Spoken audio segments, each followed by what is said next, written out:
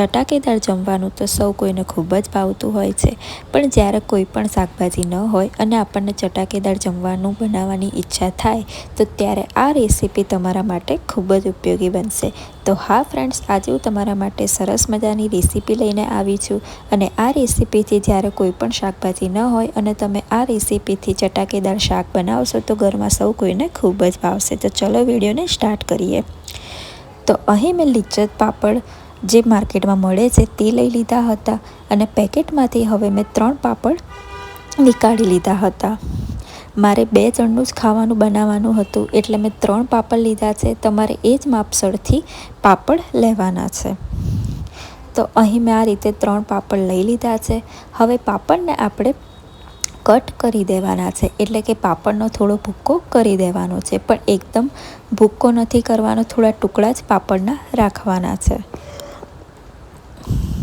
લિજ્જત પાપડની જગ્યાએ તમે કોઈ પણ પાપડ લઈ શકો છો, તેનાથી પણ આ પાપડનું શાક ખૂબ જ સરસ બનશે. તો આ રીતે મેં પાપડના ટુકડા કરી દીધા છે. પાપડના ટુકડા જેટલા મોટા રાખીશું તેટલું જ ખાવામાં આ શાક ખૂબ જ સરસ લાગશે. પાપડના એકદમ ઝીણા ભૂક્કા નથી કરવાના, આ જ રીતે મોટા ટુકડા પાપડના કરી લેવાના છે. તો હવે ફ્રેન્ડ્સ, પાપડના ટુકડા સરસ મજાના થઈ ગયા છે. તો પાપડના ટુકડા સાથે મેં થોડું લસણ અને કસૂરી મેથી લઈ લીધી છે. લસણ થોડું વધારે જ લેવાનું છે, કારણ કે આ શાકમાં લસણ તો ખૂબ જ સરસ લાગે છે. હવે શાકના વઘાર માટે મેં કઢાઈમાં તેલ લઈ લીધું છે. તેલ અહીં મેં 2 પરી જેટલું લીધું છે.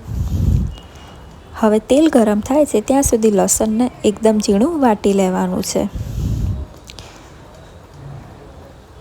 તો લસણને થોડું વધારે જ લેવાનું છે અને લસણને એકદમ ઝીણું વાટી લેવાનું છે.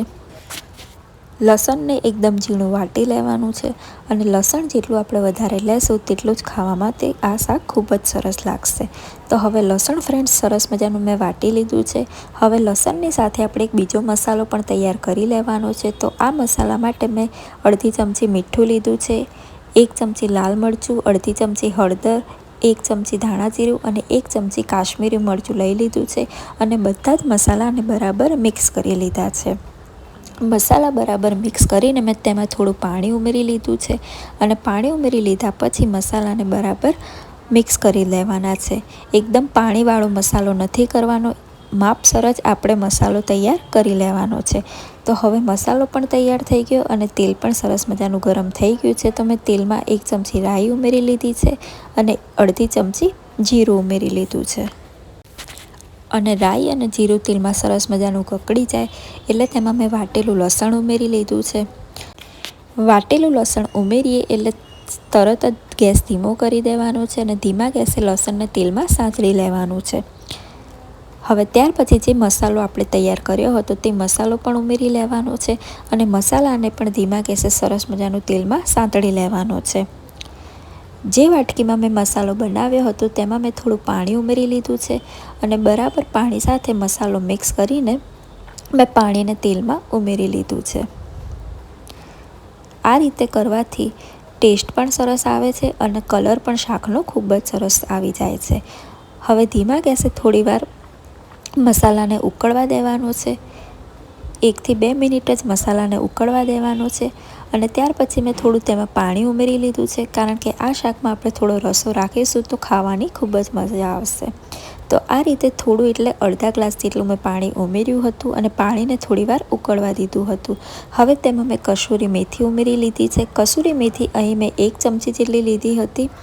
હવે કસૂરી મેથીને પણ બરાબર પાણીમાં મિક્સ કરી દેવાની છે અને થોડીવાર પાણીને ઉકળવા દેવાનું છે.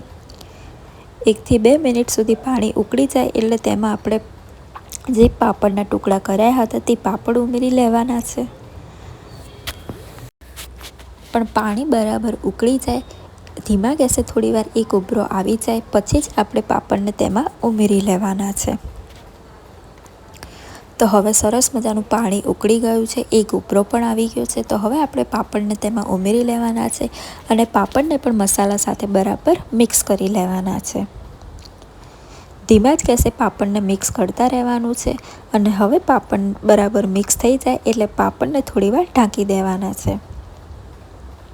તમે જોઈ શકો છો ફ્રેન્ડ્સ કે શાક આપણું દેખાવામાં કેટલું સરસ લાગે છે અને હવે પાણી બધું જ ઉકળી ગયું છે એટલે મેં ફરીથી અડધા ગ્લાસ જેટલું પાણી ઉમેરી લીધું હતું અને હવે પાણી ઉમેરી લીધા પછી શાકને એકવાર હલાવી લેવાનું છે અને ઢાંકીને હવે 3 થી 4 મિનિટ સુધી ધીમા જ ગેસે શાકને બરાબર શેકાવા દેવાનું છે।